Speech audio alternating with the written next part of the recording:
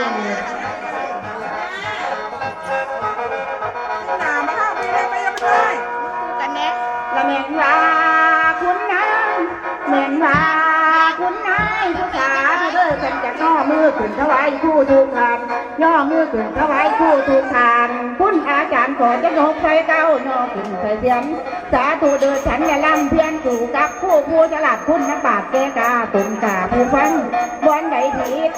ถ้าทางล่ำบอนก่อนโตคอยมาย่อโยกคอยถึงเติมตังอีกอย่างหนึ่งอีกเติมตังคุณมันเข้านี้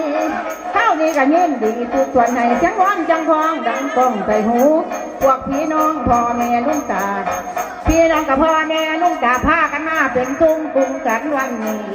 อย่างหนึ่งท่อละนี้ดินน้ำทั้งลมภาษีท่อละนี้นักน้ำให้มาคำช่วยสู้คุณพระพุทธขอให้มาทรงอยู่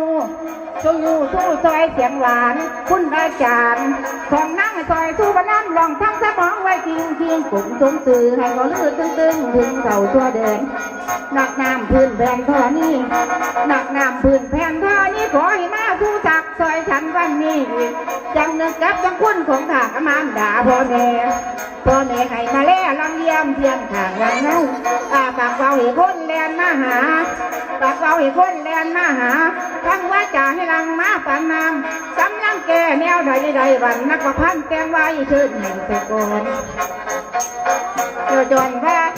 อนที่ออกสาขาถกวาลลีล่ายกใส่เขียนเรียนไว้ให้เป็นเรื่องล้ำก่อนยอดเจ้าขอให้เจ้าพี่น้องก็ฟังแล้วอย่าตีก็ฟังแล้วอย่าตี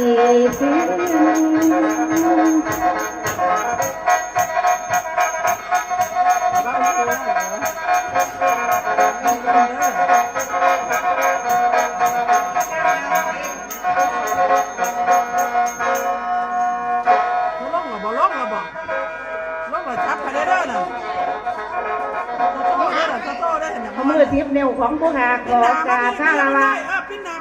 เจ้าที่เจ้าถามเจ้าบ้านเจ้าฟองและคุณครูบาอาจารย์และคุณพ่อคุณแม่ของเฮาและมือนี้ฉันไม่มีโอกาสมาฉลองกองกฐินดีใจหลายแต่มาล่ำกองกฐินเนี่ยเพิ่นเป็นจังไหนหายกะยาเฝ้าตีดีกะยาเฝ้าย่องเด้อพี่น้องเด้อให้ไว้หูฟังหูละมือนี่เป็นมือบุญกฐินคือว่าเจ้าภาพเจ้าศรัทธาเดี๋ยวไปเว้าไปว่านหมอลำมาฉลองให้หมอลำประยุ่นหน่อยกันนี้เมื่อนอนหรือได้ดอก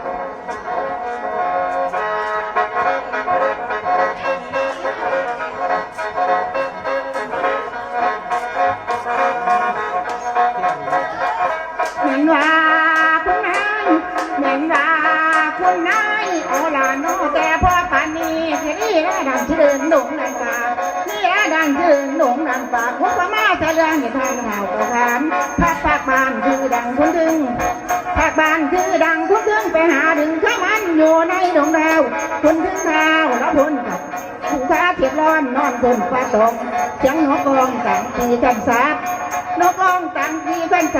มองดูดาวกระดังแสงไฟฟ้าทุติยามาตอมก็ลมกว่าเสียงลมมาทิ้งหน้าไม้คือไก่คุณซ้อที่พ่อพาโกมีเงื่อนเดือนหนาวใสรองเงาความกลางฟังเสียงลม